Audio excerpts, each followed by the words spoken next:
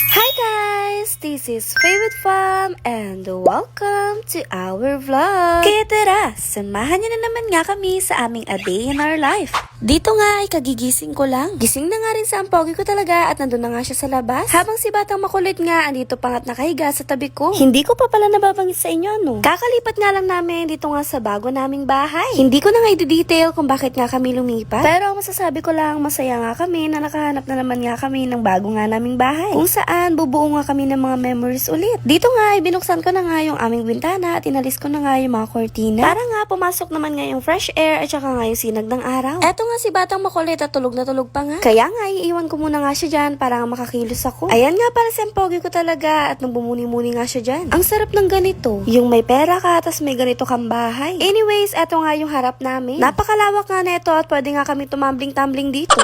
So, eto nga pala yung lababo namin. At nasa labas nga talaga siya ng kwarto kasama nga nung CR. Tapos, eto na nga kami ng pogi ko talaga magmumuni-muni nga saglit. Kaso, may naisip nga siyang gawin kaya ayan, inalisan ako.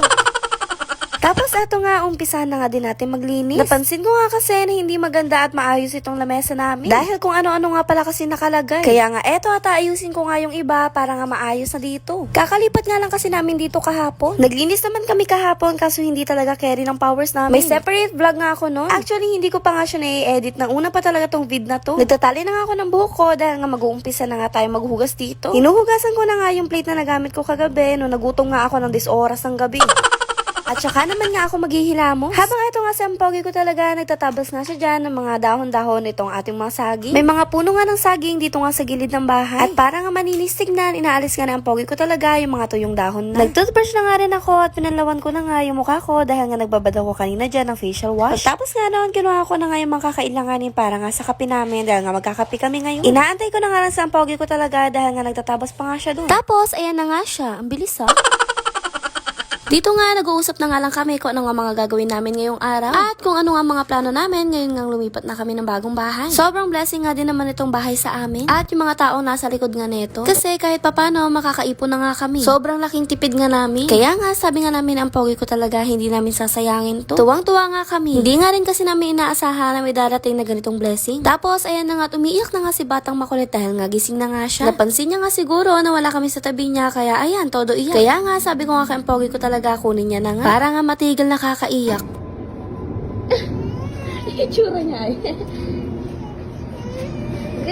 At para nga matigil siya sa kakaiyak, ayan nga nilambing ko na nga siya. Yun lang naman kasi talaga ang kailangan nila. Doon lang naman sila kakalma pag nilalambing na sila. Kahit ako kakalma pag nilalambing ako Tapos ayan na, okay na siya. Kaya nga nung okay na siya, eto na nga sinimulan ko na nga itong aking labahin. Dahil marami-rami na nga yung labahin natin. Ayoko naman matambakan ng sobra. Ayan nga, sa maliit na batya lang tayo dahil nga yan lang ang dala natin. Bibili pa nga kasi kami ng mga iba naming gamit kapag ka nakaluwag-luwag na nga kami. Wala din kaming washing, kaya nga kakamihin ko na nga lang ito. Pinaghihiwalay-hiwalay ko muna nga yung mga gamit namin. From damit ni Batang Makulit, underwear, itim sa itim, decolor sa decolor. Tapos dito nga, sabi ni Batang Makulit, timplahan ko nga daw siya ng oatmeal. Favorite nga namin to ni Batang Makulit. Ito nga yung dapat na hindi mo wala kapag ka nag-grocery nga kami. Kasi talagang ang hinahanap-hanap na siya ng dila namin. Hindi lang siya pang no choice. Ayan na nga at kakain na nga yung madam namin dito. Ayan nga, tinikman ko nga at wala pa pala ako nailagay na asukal. Kaya nga nilagyan ko dahil nga nag-aantay na nga yung madam namin. Tapos, nung okay na nga, binigay ko na nga siya kay Batang Makulit para nga makakain na nga siya ng diretso. At para nga makapaglaban na nga rin ako. Pero bago nga yun, tumikim nga din muna ako dahil nga natatakam nga rin talaga. Tapos ayan, ganyan muna ako maglaba. Kukusitin muna nga natin ang kamay natin dahil nga wala tayong dala na pangkusot. Bibili pa nga lang din kami. Di bale at puro pawis nga lang namin yan at hindi kami maduming magsuot. Fast forward, ayan na nga tapos na nga ako maglaba. Isasampay na nga lang, kaya nga nagutom nga ako. Actually, pare-pares nga kaming gutom. Nagluluto na nga ako ng tanghalian namin. Nilagay ko nga lang dito yung aming beef loaf. Tsaka ako nga nilagyan ng bawang. Dahil nga magsisinangag nga ako at ito na nga yung kahalo niya. Tamad na nga akong lamasin ito ng kamay ko. Kaya nga talagang sandok na lang yung ginamit ko. Dahil nga baka magkalasang sabon din. Wala nga kaming ulam, kaya nga eto lang kakainin namin ngayon. Hindi pa nga kasi kami nakapagpamalengke. Kaya nga eto na muna nga yung aming kakainin. Pagkatapos nga magluto, eto na nga kumain na nga kami dahil nga pare-parehas na nga kaming gutom na gutom. Maliban nga dito kay Batang Makulit na ayaw talagang kumain ng kanin. May vitamins naman siya. Ang gusto niya lang talaga oatmeal. Bibihira pa yun. Tapos minsan egg. Ganun lang siya, wala siyang ibang gustong kainin. Any suggestion para mapakain ko siya? Kasi kahit anong pilit ko talaga, ayaw talaga niya. Pinagpa-vitamins ko naman siya ng tiki-tiki. Kaso wala talaga. So fast forward, pagkatapos nga namin kumain, nagsampay na nga ako doon. Dahil nga sabi ko, sayang yung araw kung magtutunga nga lang nga ako. Yun nga lang, sobrang init talaga doon. Ang sakit-sakit talaga yun sa balat. Pero maganda din to para nga mabilis matuyo yung mga nilabhan ko. Kita nyo naman yung init ng araw doon nga sa pesto ko. Samantalang ito nga si Batang Makulit, salita nga siya ng salita dyan. Daldal ng daldal, hindi na uubusan ng salita.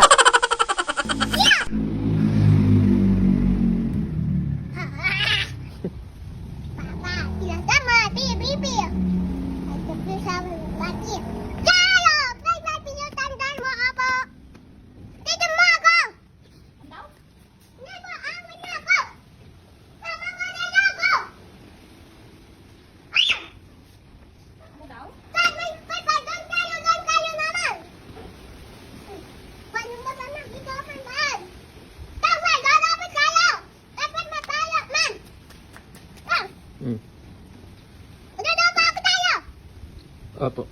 O, diba? Sobrang daldal. Ayan na nga, bago nga kami maidli, nagpintura muna nga ulit kami dito nga sa aming harap. Dahil nga, sobrang plain niya naman talaga tignan kapag hindi namin ito pininturahan. Wala nga pintura yan kanina at sobrang boring tignan. Pero ayan nga, tinatapos na nga ni ang pogi ko talaga. Dinami na nga namin ang pogi ko talaga, ito nga ang CR. Para naman nga, may buhay din siya. Ito nga, tinutulungan ko na nga si ang pogi ko talaga para nga mabilis na matapos. Ayun nga, para-paras na nga kami inaantok. At para nga, may kwenta nga rin ako.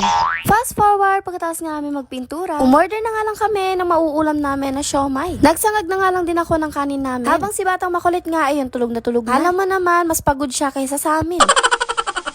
Ayan nga, sa pogi ko talaga, nakaligo na nga rin siya. Mamaya-maya na nga lang din ako maliligo pagkatapos nga namin kumain dahil nga init na nga lang din ako. Pagkatapos nga noon, ay matutulog na nga kami. Hapon na nga, nung gumising na nga kami. Pagkagising nga, naisipan nga namin na pumunta nga saglit sa Rublu. Dahil nga, wala nga kaming walis tambot, nahihirapan nga ako na linisin yung loob ng kwarto. Wala na nga rin kaming mineral water, kaya nga daladalan ang pogi ko talaga yung galon namin. Kaso nga lang, ay hindi nga kami nakadaan kaagad dun sa mineral water station, kaya nga daladala na ang pogi ko talaga yung galon. Tapos, dito na nga kami sa Happy 11 bibili ng aming tambo. Hindi nga maganda yung quality ng tambo nila doon. Naglalagas nga talaga siya. Kaya nga ang binili na lang namin ay yung plastic nga. Nagpa-special na lang din kami para nga dire-diretso na lang kami sa bahay. Tapos pagkarating nga sa bahay, ilalakad agad ni ang pogi ko talaga yung tubig nga namin. Lumabas nga kami para nga malaman namin kung paano nga ang pagsakay papunta at palabas ng bahay. Kailangan nga namin malaman kung paano nga ang pagsakay. Dahil eto na nga yung magiging routine ni ang pogi ko talaga. Palabas ng village at papasok pa uwi ng bahay. Tapos eto naman nga si Batang Makulit, may pakanta-kanta pa talaga siya. Sana yung papa.